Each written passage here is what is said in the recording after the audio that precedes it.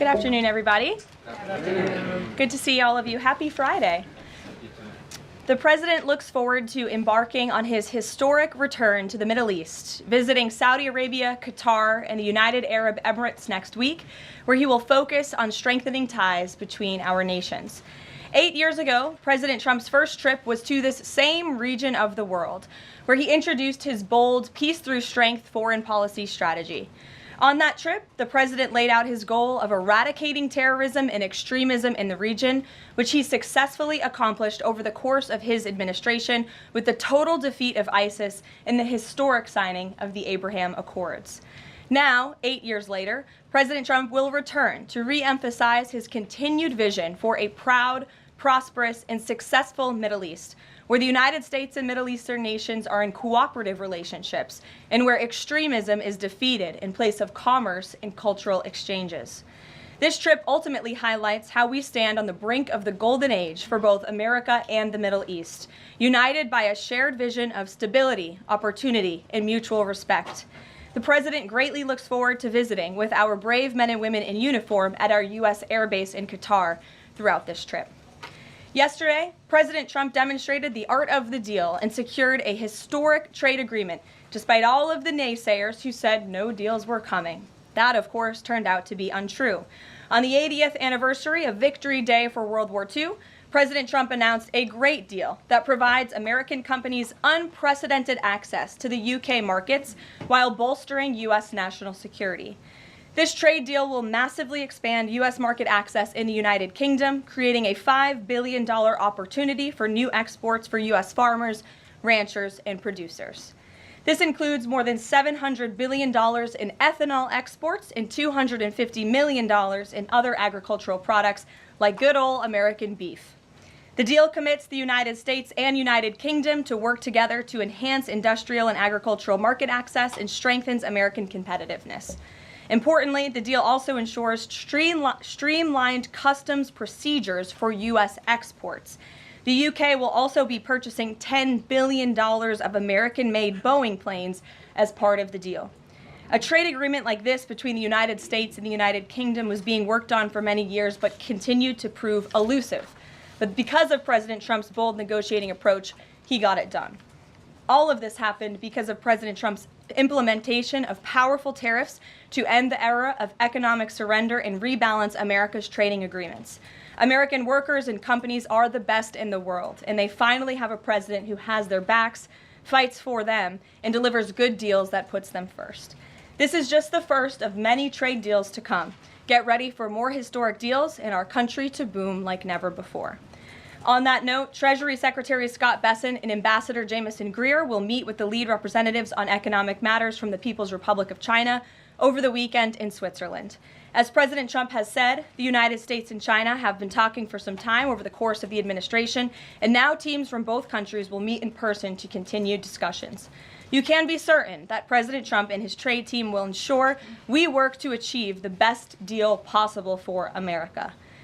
In other news, the Trump administration just announced a new incentive for illegal aliens living in the United States to self-deport. Eligible illegal aliens who now use the CBP Home app to self-deport will receive a clear, safe way to leave the United States. Their plane tickets home may be paid for, and they will receive a $1,000 stipend once we have confirmation that they have left our country. This new feature will allow illegal aliens to have a planned departure out of the country and to leave as soon as possible in a dignified way. If illegal aliens make the right decision here and submit their intent to depart through the CBP Home app and pass extensive vetting, they will be temporarily deprioritized for ICE detention and enforcement action before their scheduled departure. And leaving voluntarily in this matter may improve their legal immigration options in the future. This initiative will also save massive amounts of money for American taxpayers. Voluntary departures are much more cost-effective than traditional removals. By deploying the CBP Home app in this new way, President Trump is aiming to reduce the need for costly arrests, detentions, and court proceedings. Currently, the average cost of traditional removal is more than $17,000 per illegal alien. Our projections estimate that the use of the CBP Home app will massively reduce that financial burden by approximately 70%, so taxpayer dollars can be redirected and our brave immigration law enforcement officers can focus on removing the most violent illegal aliens hiding in our communities. Finally, it was announced this morning that First Lady Melania Trump secured a $25 million investment in President Trump's budget to provide housing and support for youth transitioning out of foster care. And in recognition of the 7th anniversary of Mrs. Trump's Be Best initiative, the U.S. Department of Housing and Urban Development allocated funds toward the agency Foster Youth to Independence program. Yesterday, Mrs. Trump hosted a special celebration of military mothers with the president, bringing together 150 military moms from around the country to recognize their service, not just in their home, but for our country. For those of you who were there at the events yesterday like I did, I have no doubt you will join me in recognizing how truly special those moments were. So let's get to questions. Here in our new media seat today is Andrew Egger, the White House correspondent for The Bulwark. The Bulwark is a new media company launched in 2019 with hundreds of thousands of readers on Substack and more than 1 million subscribers on YouTube. Andrew, please kick us off, and thanks for being here. Yeah, thank you for having me, Caroline. The president posted another ad this week for his Trump meme coin. The group that's running that coin is encouraging people to buy in order to win a dinner this month with the president. Why is the president planning to attend a dinner for the top investors in his coin? Look, the president is abiding by all conflict of interest laws. The president has been incredibly transparent with his own personal financial obligations throughout the years. The president is a successful businessman, and I think, frankly, it's one of the many reasons that people reelected him back to this office. There are at least some people who are buying this coin who seem to view it as an opportunity to influence the president's views. There was a logistics company this week that said they would buy $20 million in the coin in order to advocate for free trade between the U.S. and Mexico. If buyers are buying for that reason, are they wasting their money? Look, I can assure you the president acts with only the interests of the American public in mind, putting our country first and doing what's best for our country, full stop. That's his intention, and that's what he's focused on. Kristen, good to see you here today. Welcome back. Caroline. Thank you. Glad to be back. So on those China talks, what does President Trump expect to come out of those talks, and is he going to be disappointed if his team can't secure a deal? Well, look, the president is very confident in his Secretary of Treasury, Scott Bessent, and of course, Ambassador Jamieson Greer, who has played an instrumental role in all of these trade negotiations as well. I think yesterday's success, the announcement of a trade deal with the United Kingdom, is a great first step. Again, many said in this room it couldn't be done. Now we are moving forward with many other countries. We're talking to dozens of our trading partners around the world. But of course, China is a major country, a major player in this space. And the president has said, and he's right, China needs the United States of America. They need our markets. They need our consumer base. And Secretary Bessent knows that he's going to Switzerland this weekend with the full support and confidence and trust of the president here at home. Jack. Thanks very much, Caroline. 2 questions. First, can you give us an update on U.S. efforts to mediate or have an impact on the conflict between India and Pakistan? Sure, I absolutely can. This is something that the Secretary of State and, of course, now our National Security Advisor as well, Marco Rubio, has been very much involved in. The president has expressed he wants to see this de-escalate as quickly as possible. He understands these are 2 countries that have been at odds with one another for decades, long before President Trump was here in the Oval Office. However, he has good relationships with the leaders of both countries, and the Secretary of State, Marco Rubio, I spoke to him just yesterday. He has been in constant communication with the leaders of both countries, trying to bring this conflict to an end. Just one other question. Yesterday, we saw the news of the new Pope.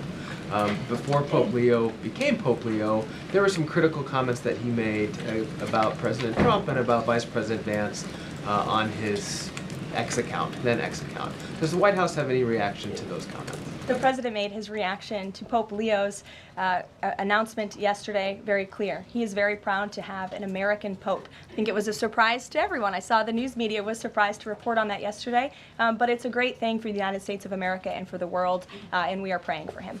Thanks, Caroline. The president has been pretty firm on keeping these 145% tariffs in place on Chinese imports. Today, via Truth Social, he said that he'd be possibly open to lowering those to 80%.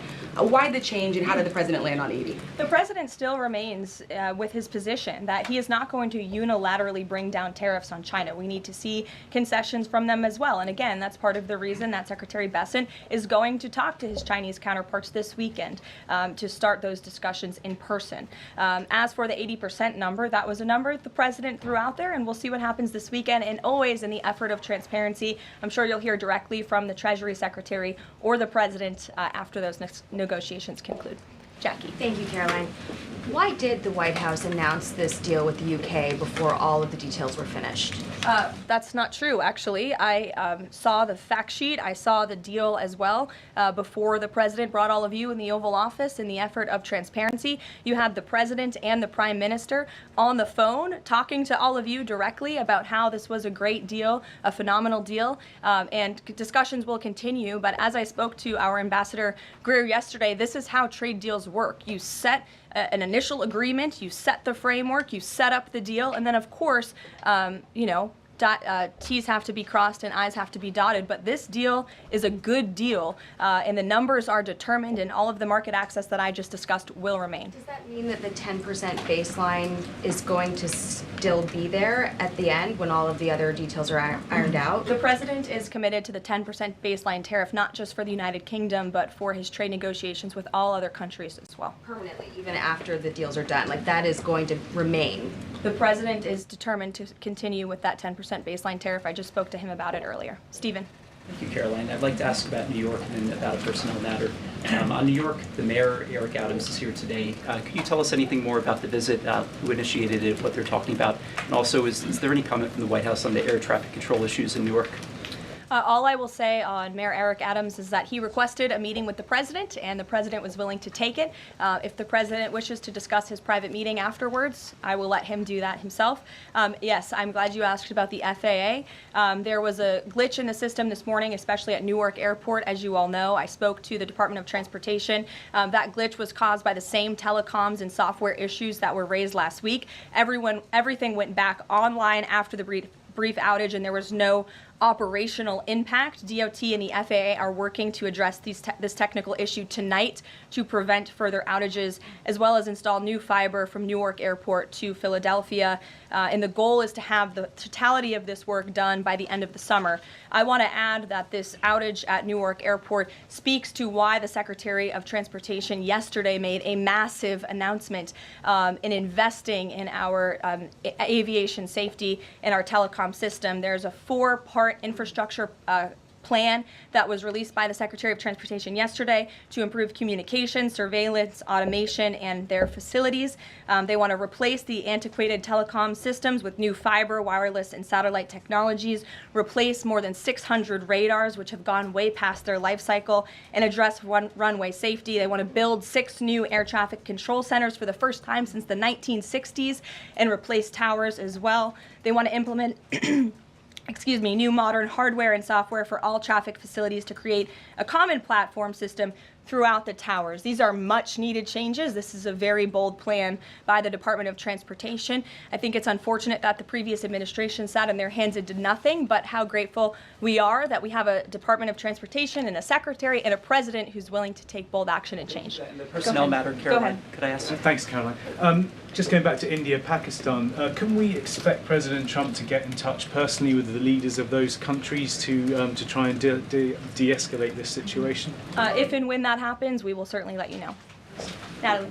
Thanks, Caroline. Sure. I have a question about the Middle East trip. Will any of the president's family members, like including Don Jr., Eric, or Jared Kushner, be joining him on the trip? I am not tracking any of the president's family members joining us at this time, but of course, the first family is welcome to come. I hope they would. They're great people, great to be around, but I'm not tracking them on the manifesto. And given that you noted he is a successful businessman, do you know if the president has any plans to meet with any of the folks involved with any of the family businesses over there, or see any of the sites that are going to be Not to my knowledge, and let me just get to the premise of your question that both of you have raised. I think it's frankly ridiculous that anyone in this room would even suggest that President Trump is doing anything for his own benefit.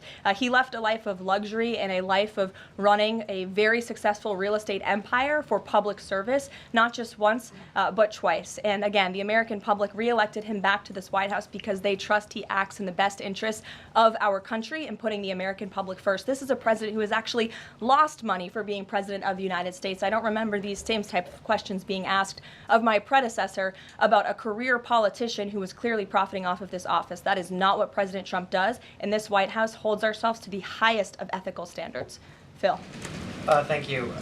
There's this Reuters report that the U.S. is in talks with Israel about an American-led post-war administration in Gaza. Is that accurate? Are these talks ongoing? We are in constant communication and dialogue with our counterparts and our allies and friends in Israel. Ron Dermer was here at the White House yesterday meeting with members of President Trump's team.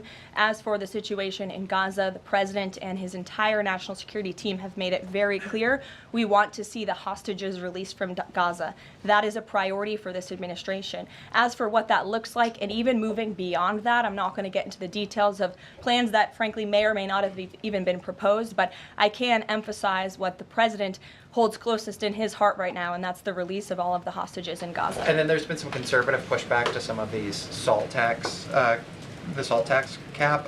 For instance, Majority Leader Steve Scalise said that bringing back the state and local tax deduction would essentially mean, quote, 45 states are subsidizing 5 states that have very high taxes imposed by leftist governors. Is he wrong? Is it fair to ask red Indiana to bail out blue New York? Well, look, this is an ongoing discussion on the Hill. There's a lot of disagreement on Capitol Hill right now about the SALT tax proposal, and we will let them work it out. As for the tax provisions in the reconciliation bill, the priorities of this president, he has made them incredibly clear. No tax on tips for our hardworking service workers, no tax on Social Security for our well-deserving seniors who have worked their whole lives to pay into this system, no tax on overtime for hardworking Americans as well, and there's a plethora of other priorities the president wants to see in this bill. Anyone who opposes this bill will be opposing the largest tax cut in American history. They will be voting to raise taxes by the tune of $4 trillion on the middle class of this country, and we look forward to holding them accountable for that. Everyone on Capitol Hill on both sides of the aisle should be supportive of the president's tax priorities. Follow up on that? Go ahead. Sure. Go ahead, and then I'll go to your follow-up. Thanks, Caroline. I want to follow up on the Truth Social post. So the president's saying 80% tariffs could come down. Just an announcement would be enough to lower those tariffs? Is that what he's looking for from the Chinese concessions? Well, that's not what the president said. He said that an 80% number may sound good to him, but again, he's in constant contact with our Secretary of Treasury, who will be leading these negotiations this weekend. And historically, the Chinese have made the meeting itself a win.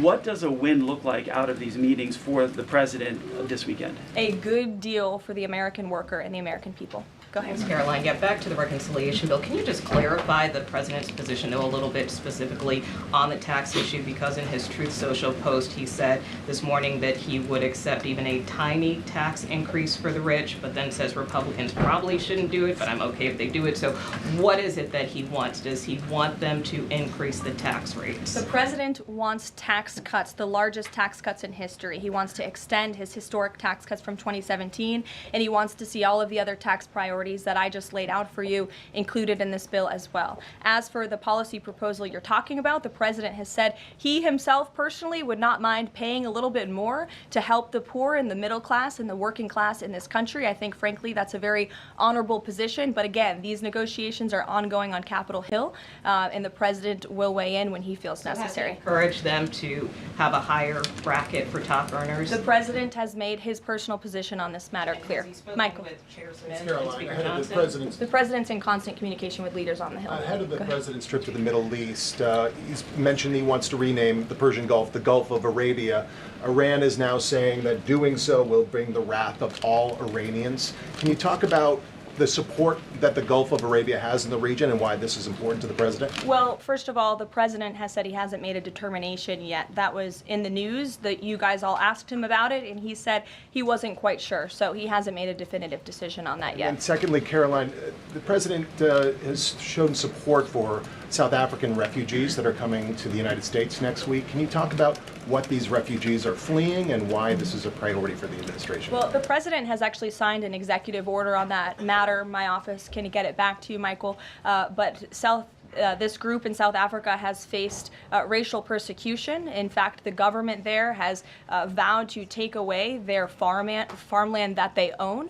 And so the president has talked significantly about this. As for further details on refugee claims and asylum claims, I would defer you to the State Department. Can I follow up on that? Go ahead. No, in front of you. Thanks, sorry. Thank you, Caroline. Does the administration have any response to the news today that a federal judge has ordered the immediate release of Ramesa Ozturk from detention, and particularly his comments that the government submitted no evidence other than an op-ed that Ozturk wrote last year? I will have to check in with the Department of Homeland Security on that particular case, but I think our overall feeling, we've made quite clear that lower level judges should not be dictating the foreign policy of the United States, and we absolutely believe that the President and the Department of Homeland Security are well within their legal rights to deport illegal immigrants. As for visa revocations, the Secretary of State has the right to do that as well. It is a privilege, not a right, to come to this country on a visa, but I'll check in on the specific case. My office will get you details. Sure. Caroline, yesterday the administration appears to have started dismantling the Consumer Product Safety Commission. This is the federal agency, an independent one that does recalls and is responsible for product safety. Does the administration not believe that it's important, to keep toys and cribs? I mean, you're a young mom, off of the product of the market. It's a federal agency within which branch? It's the executive branch. Who's the head of the executive branch? The President of the United States. Created by Congress. He has the right to fire people within the executive branch. It's a pretty simple answer. Francesca. Thanks. One foreign policy one and then a domestic policy thing, if I could. As far as the president's trip goes next week, is he planning to meet with the FIFA president in either Saudi Arabia or Qatar? And if so, could you give us some more details about that? The president has quite a few meetings with many people when he is there. We can certainly check at the itinerary and let you know if the FIFA president will be there next week. Frankly, I'm not quite sure, but we can certainly get you an answer. As you know, the president attended a FIFA task force meeting at the White House this week. And on the domestic front, could you explain why the FEMA administrator was removed from his position this week? Look, this is a personnel matter in regards to the Department of Homeland Security, but my understanding is that this individual testified saying something that was contrary to what the president believes and the goals of this administration in regards to FEMA policy. And so, of course, we want to make sure that people in every position are advancing the administration's goals. But as for specifics, I defer you to the Department of Homeland Security. We leave it up to our great cabinet secretaries when it comes to personnel matters. Sure, in the back. Thank you. Aid hasn't gone into Gaza in 10 weeks. Israel says that this is a policy to pressure Hamas in the negotiations, in the ceasefire negotiations. Is this a policy that this administration supports? The president answered this week. He said that he wants to ensure that aid can get into Gaza, but we have to do it in a responsible way to ensure it doesn't end up in the hands of terrorists. So this is something the administration is actively working on, and when we have a policy to announce on this definitively, we can certainly let you know. Can you talk about this effort for the U.S. to take over the distribution of aid in Gaza, to exclude Israel? But also international organizations said this effort militarizes aid. I would reject that characterization by whatever groups you are citing. Kelly.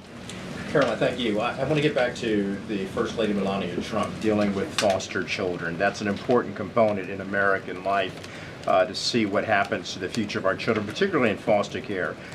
Can you explain the significance of this development between the First Lady and the housing and urban development? Yes, absolutely. It's millions of dollars that will go into a program that helps these children transition out of foster care to have productive and positive lives. And I'd like to share a personal story since you asked if I may. I hope the First Lady won't mind. I was at an event in Florida last year, and I was approached by a gentleman who was a foster dad, and he had taken in, I think it was 6 or 7 foster children. And he spoke to me. He had recognized me in my work for President Trump's campaign at the time. And the little boy who was with him talked about the personal relationship that he had with First Lady Melania Trump. And the conversation she had had with him and how she really encouraged him to be the best that he could be during her first term here at the White House, and how even after she and President Trump left the White House, she kept in very close touch with this young foster child. It was a touching moment that I will never forget, and it speaks to the heart of this First Lady and the great work that she is doing for foster children. And this is certainly a very big announcement that I know our Secretary of Housing and Urban Development is in particular very excited about, and we can certainly get you all the details on that program. John. Thanks a lot, Caroline. I want to ask you about the trade deal that the president announced yesterday with the UK as it relates to the auto sector. Sure. The trade group that represents the big three here in the U.S. believes that it may put the big three automakers at a competitive disadvantage. What the trade group says is that it will now be cheaper to import a UK vehicle with very little American content than a USMCA compliant vehicle imported from Mexico or Canada with just 50% American content. What's your response to that criticism coming from this trade group? Well, first of all, let's be clear about what the deal does. It sets a 10% rate on auto imports for the first 100 cars that are imported into the United States. 100,000 cars, thank you. That would be very few cars. 100,000 cars imported from the United Kingdom. After 100,000 vehicles, it goes back up to a 25% tariff. And as for our U.S. auto manufacturers, our auto industry, the president wants to put them on the best pedestal to compete. And by the way, if they produce vehicles right here in the United States of America, they will face no tariff at all. I would argue of any industry, the president has spent more time talking to and listening to the concerns of our auto industry here at home. He hears them, he believes in them, he wants to see them produce their vehicles here in the United States of America. This is a good deal for them too. Is this a model for European and Asian vehicles as well, what we see coming out of the UK trade deal with the US? Look, all of these deals are going to be tailor-made. The president has said that from the beginning. It's very apropos that the first trade deal was announced between the United States and the United Kingdom, one of our oldest and greatest allies, but each country has unique concerns and challenges in terms of American industry. We need to open up markets in every single country, and obviously the needs are unique, so our trade team is looking at each country and the advantages that we can pursue for American industries and American workers. Sure. Happy early Mother's Day. Oh, thank you. The president said yesterday that he would be speaking with Zelensky shortly. Did that call happen yesterday, or do we expect that to happen in the near term? The call happened yesterday. President Zelensky called the president to tell him that the critical minerals deal had passed the parliament in Ukraine. I talked to the president about that call. He said it was very good and productive, and of course the critical minerals deal is great for Ukraine, but also of course for the United States of America and our taxpayers here. It was a good call, and they also spoke about, of course, this ceasefire that the president proposed, the 30-day ceasefire between Russia and Ukraine, which we know Europe is on board with, and we hope both countries will agree to. So next week, do we expect President Putin, is there any chance that he could meet with Trump while he's in the region? The president answered this yesterday. Not going to happen. Question on ceasefire. Has he got any reaction from Zelensky or Putin on the proposal for ceasefire? Is he satisfied by the reaction to that proposal? Not to my knowledge, but certainly if there is reaction and updates, I'm sure you'll hear directly from the president. Question, the president fired the Librarian of Congress. Why did he choose to do that? We felt she did not fit the needs of the American people. There were quite concerning things that she had done at the Library of Congress in the pursuit of DEI and putting inappropriate books in the library for children, and we don't believe that she was serving the interests of the American taxpayer well, so she has been removed from her position, and the president is well within his rights to do that. John. Thank you, Caroline. Happy Mother's Day as well. Thank you. President Trump ran on delivering the biggest tax cut in history, got over 70 million votes. Right now, you got a handful of obstructionists in the Republican conference that are saying they're not going to go along with his tax cut package. You just said those that don't will be held accountable. What is your description of being held accountable? Well, look, I think they'll be held accountable by the voters in their respective districts if they choose to vote for a tax hike to the tune of $4 trillion, which would raise taxes to thousands of dollars per household in this country. The president has great political instincts. That's why he's back in the Oval Office, and Capitol Hill should follow his lead. As for the president, speaking of him, he will be signing executive orders later this afternoon. We are happy to provide more information on those executive orders if you wish. Thank you for the Mother's Day wishes, and happy Mother's Day to all of the moms in the room. And don't forget to call your mom this Sunday. We'll see you guys later. Have a good weekend. Thank you,